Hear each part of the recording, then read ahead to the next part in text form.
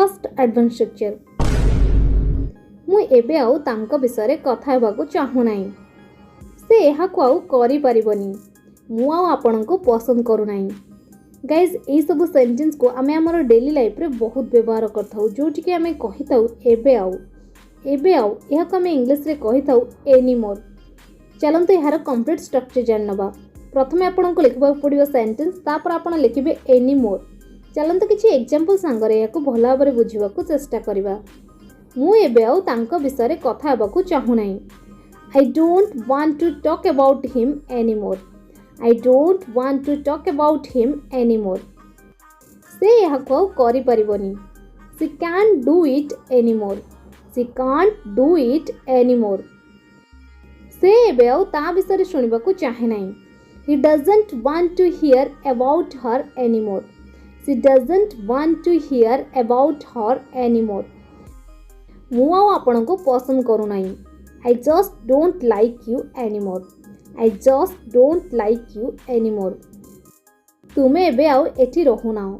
You don't live here anymore. You don't live here anymore. Second advanced structure.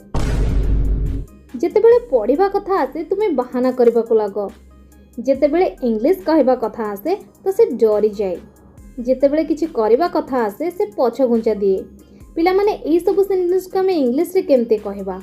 एई सब sentence को English रे कहबा कहले हमको प्रथमे लिखबा पड़िबो व्हेन इट कम्स टू तापर वर्ब रो आईएनजी फॉर्म तापर आपनकर कंप्लीट सेंटेंस। चलंतु किछि एग्जांपल संगरे याको भला भाबरे बुझबा को चेष्टा करबा। जेतेबेले पढ़िबा कथा आसे तुमे बहाना करबा को लागो। When it comes to studying you start making excuses. When it comes to studying you start making excuses.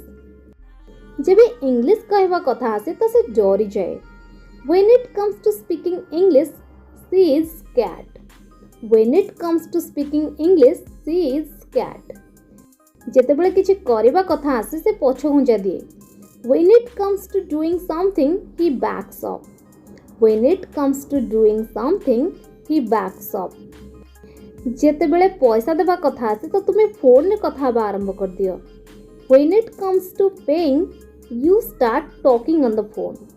When it comes to paying, you start talking on the phone.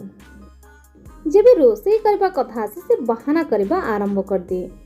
When it comes to cooking, she starts making excuses. When it comes to cooking, she starts making excuses.